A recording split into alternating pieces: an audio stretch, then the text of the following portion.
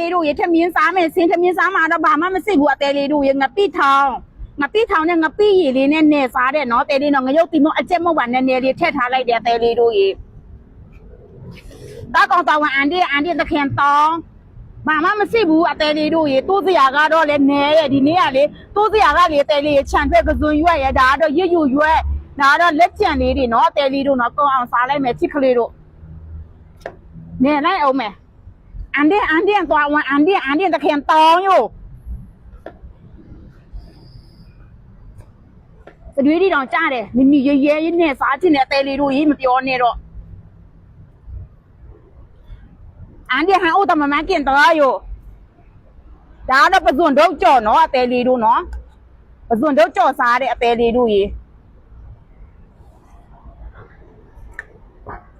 တော့တယောက်တည်းပဲစားတဲ့တပကံတစ်သေးလေးတို့จางต้องงูตะเคียนตองตัวนี้หนักเหรอ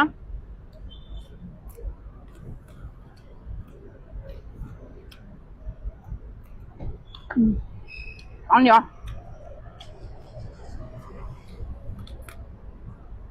เรียกยิ้มมุ้ยนี่เอาเตลีด้วยพี่ดอนเนี่ยท่านอ่ะยาวว่ะเนี่ยเตลีด้วย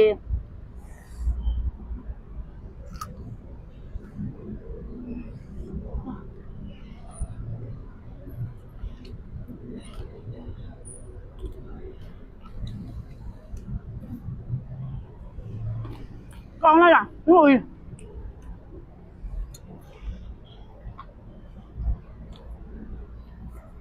ဘိုင်အရန်နဲ့မစားတယ်ဟာ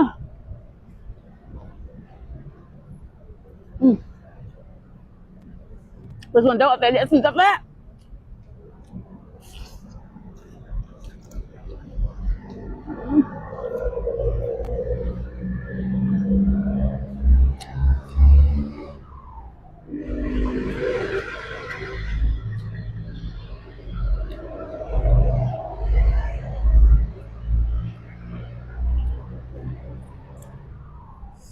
ချိုရွယ်နေရောပဲ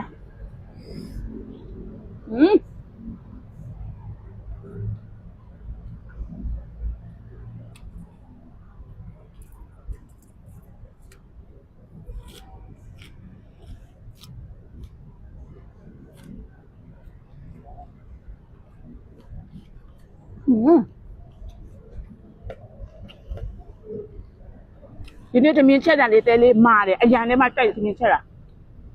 တမင်းမမစားကောင်းတယ်တမင်းပြောမကြိုက်ဘူး